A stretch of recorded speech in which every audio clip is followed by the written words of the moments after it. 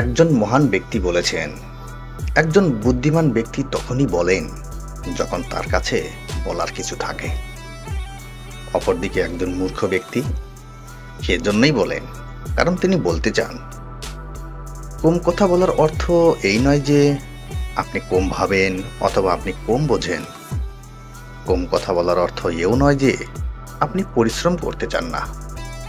আসুন জেনে নেই কম কথা বলার 8টি উপকারিতা। 1. তারা খুব বুদ্ধিমান।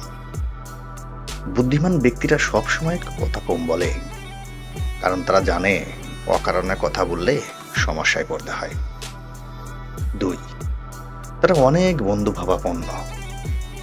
আপনি হয়তো ভাবছেন কম কথা বলা লোকের সাথে কে বন্ধুত্ব করবে, কিন্তু বাস্তবতা হলো এরাই বেশি সহজলভ্য হয়, কারণ তারা কথা শুনতে ও বুঝতে জানে, তাই তারা বেশি বন্ধুত্বপূর্ণ। 3. সফলতার হার বেশি। যারা কম কথা বলে তাদের সহ্য ক্ষমতা বেশি থাকে। তারা ফালতু কথায় সময় নষ্ট করে না, তাই তাদের সময় ব্যবস্থাপনাও সর্বোচ্চ স্তরের। এরা বলার চেয়েও কাজ করে দেখাতে পছন্দ করে, তাই তাদের সফলতার হার বেশি। বিশ্বাসযোগ্য। তাদের আরেকটি গুণ হলো এরা অন্যদের চেয়ে বেশি বিশ্বাসযোগ্য। কোনো গোপন কথা ততক্ষণই গোপন থাকবে যতক্ষণ এটি মনের মধ্যে থাকে। কম কথা লোকের গোপনীয়তা খুব বেশি থাকে, তাই তাদের মানুষ নির্দ্বিধায় বিশ্বাস করে। 5. এরা কারোর সাথে তর্কে জড়ায় না। এরা নিজেদের আত্মসম্মান সর্বদা বাঁচিয়ে রাখে, তাই কারোর সাথে তর্কে জড়ায় না, ফলে কোনো ঝামেলাও পড়ে না। এরা একা থাকতে ভয় করে না। এদের ব্যক্তিত্বে সর্বদা একটি ইতিবাচক দিক থাকে।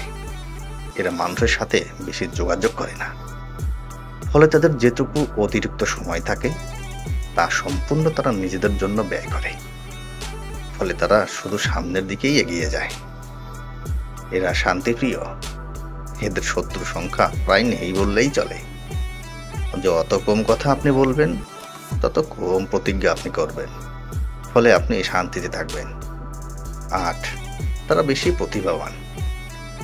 যখন আপনি চুপ থেকে শোনেন তখন সামনের ব্যক্তি তার কথা বলার সুযোগ পায়। এই পৃথিবীতে ভালো শ্রোতার সংখ্যা খুবই কম। যেহেতু আপনি ভালো শ্রোতা, তাই সামনের ব্যক্তি মনে করে যে আপনি তার কথা গুরুত্ব দিচ্ছেন। কথা কম বলার উপায়গুলো কি? 1. বই পড়া শুরু করেন। 2. পারলে কিছু বাচাল বন্ধুদের সাথে সময় কাটান, তাহলে বুঝতে পারবেন যে বেশি কথা বললে কতখানি বিরক্ত লাগে, তবে কোনোভাবেই আপনি একটা ওয়ার্ডও বলতে পারবেন না। 3. শুনুন বেশি করে, অর্থাৎ ভালো শ্রোতা হওয়ার চেষ্টা করুন। 4.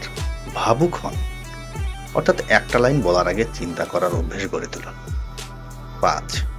একটা কথা মনে রাখবেন, silence is the best answer of the stupid question. So যত কম কথা বলবেন ততই বাঁচবেন।